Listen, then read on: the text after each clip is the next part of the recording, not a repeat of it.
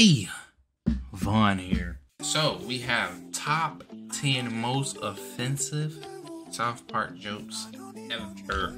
Like it's a toss up between Family Guy and South Park on which one is more offensive. I like it, and it's a close one. Like I'm leaning towards South Park, but man, as I'm watching Family Guy funny moments, offensive moments, it's up there too, bro. Like Family Guy is insane.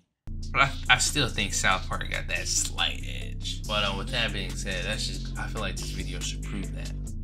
So we're not gonna waste no time on me. Before I get started, let me remember to say this.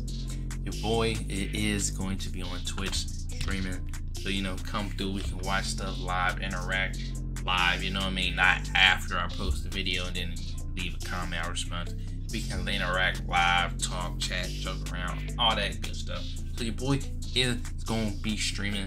I don't know when. I'm trying to get everything set up so like the stream isn't just cooked, the worst stream you ever seen in your life. But so yeah, just follow, put the noties on. I might make a little post then I'm finna start streaming for the first ever time. But yeah, man. So with that being said, we're gonna hop straight into the video. If you're new, like, comment, subscribe. If you're not new, just keep coming back.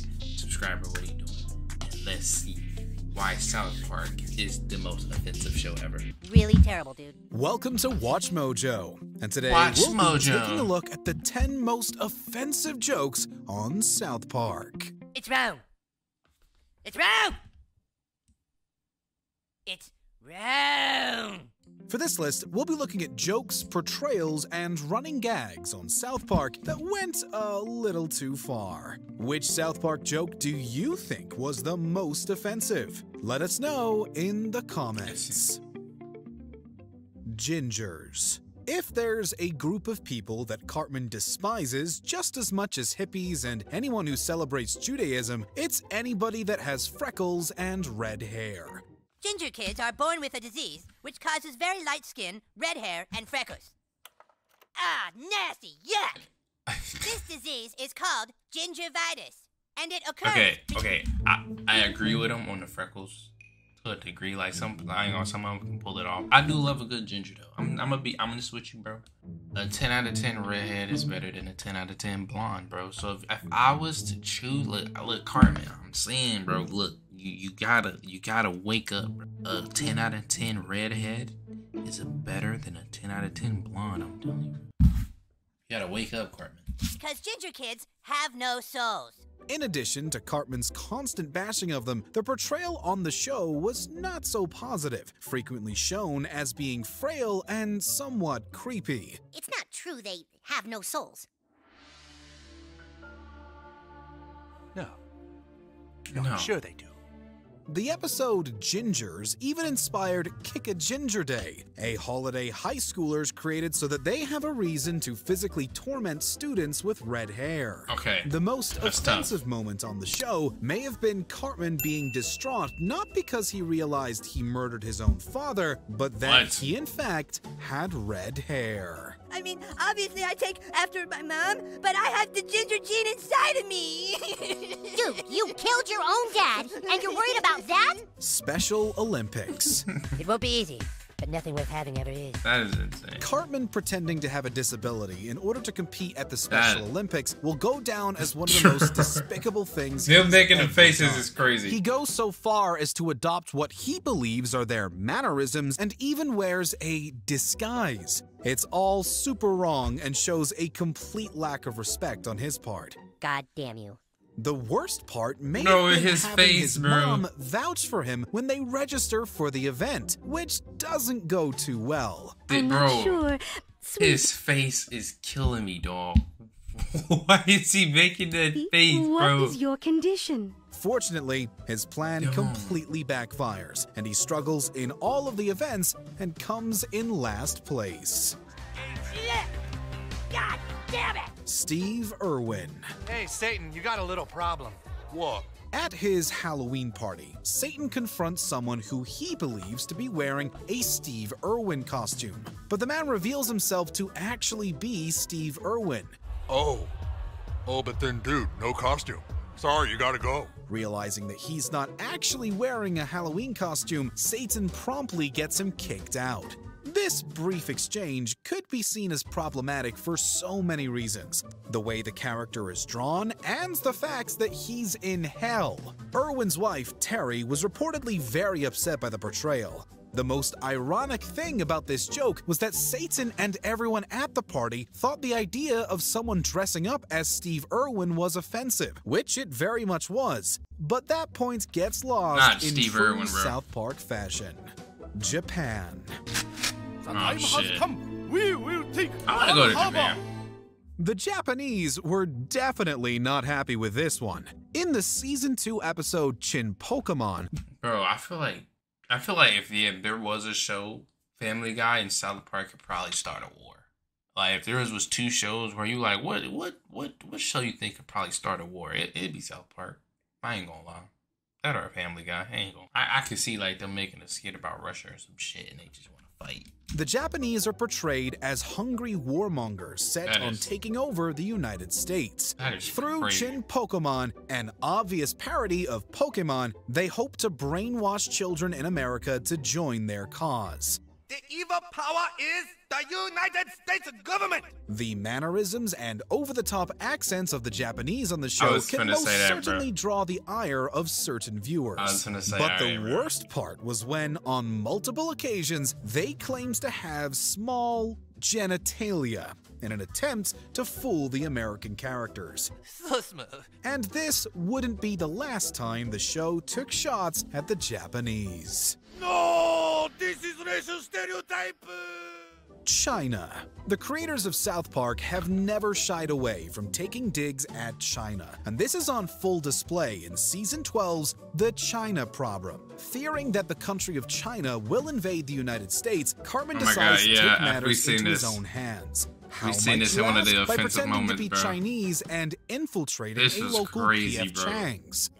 Here, put these teeth in, and just say hello and please a lot. The way Cartman dresses and pretends to be Chinese is just super offensive, and it's hard to see how this would fly today. The joke, which was just as, if not more offensive in the episode, was portraying Steven Spielberg and George Lucas explicitly doing away with Indiana Jones, a metaphor to show what the creators believe the 2 filmmakers have done to the film franchise with the release of Kingdom of the Crystal Skull. No, what are you gonna do to him? People who annoy you. Category is people who annoy you. With apologies to Jesse View. Category is people who annoy you. This is fucking... Hey, yo! Yo, South Park is crazy, Who annoy you. Category is people who annoy you. This is insane, bro. This is what I'm saying, bro. This is why I give South Park that slight edge, bro. Cause what the bro, what the With apologies to Jesse Jackson was a critically acclaimed episode, being praised for its moral compass and exploration of the significance behind the use of the N-word in society. However, the inciting incident and joke that gets the episode's plot rolling is just about as brutal as it gets. I know it, but I don't think I should say it. While this is not the joke's ultimate punchline, Randy's use of the word and the joke itself is still very much offensive. It strikes a nerve with everyone in town, and he ultimately becomes alienated. Randy's mishap is just straight up awful and as big of a fail as it gets. I can't believe you said the N-word on national television. What? Well, what was I supposed to do, Sharon? I thought I was gonna make $30,000. Rich people. Season 5's Here Comes the Neighborhood sees affluent, rich African Americans move to the city of South Park. One of the episode's 2 central plots centers on several residents who are not happy about this, and so they take several measures to steer them away from the town. Is the number 8 supposed to be Kobe? Time to leave? T is for time to leave, Cash Chucker.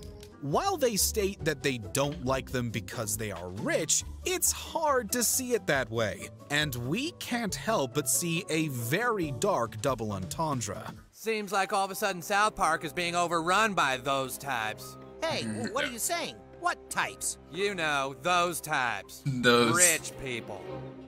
Oh.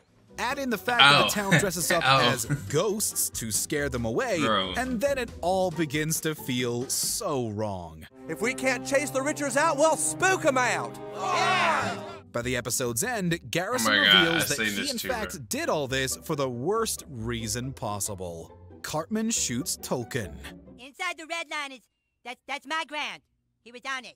The World War Zimmerman episode from season 17 somehow finds a way to combine and parody both World War Z and the Trayvon Martin incident together in one wild and zany episode. Near the end, Cartman confronts Tolkien, and while it initially seems like he wants to make amends, he instead proceeds to shoot him. While the joke and the episode itself serve to highlight the unfairness and hypocrisy of the justice system, considering the controversy surrounding the death of Trayvon Martin and police violence toward Africa.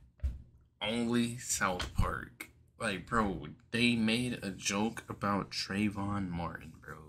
Oh my god. That, like, I'm like, bro, as this going on, I'm like, it's getting worse and worse. Like, they just legit made a whole joke about a kid getting shot because he has Skittles in his pot. Like, that is insane. Like, that is... African Americans, the Only joke South can Park, be bro. deemed as somewhat insensitive. You're having nightmares about the ending to World War Z again? Yeah, so bad. That's what's bothering you? Not the fact that you're a murderer? The dog that no one can save. Jury found me innocent, cow. The worst Jury found me costume innocent. and fan Oh, club hell. ever. Cartman dressed up as the German dictator Hitler not once, but twice. Where'd you get that?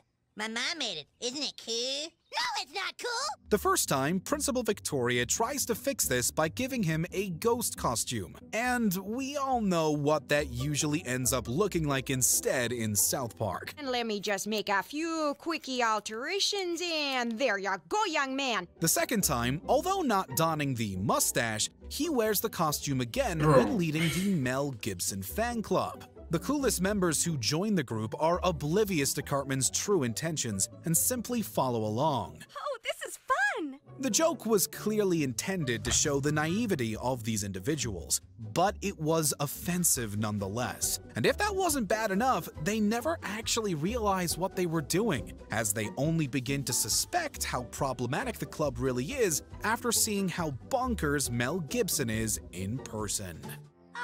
No, come on, people. We're so close to completing my final solution. Before we unveil our top pick, here are a few honorable, or in this case, dishonorable mentions. Bass guitar. Tolkien certainly didn't appreciate being naturally gifted at playing bass. I say this too, bro. God damn it.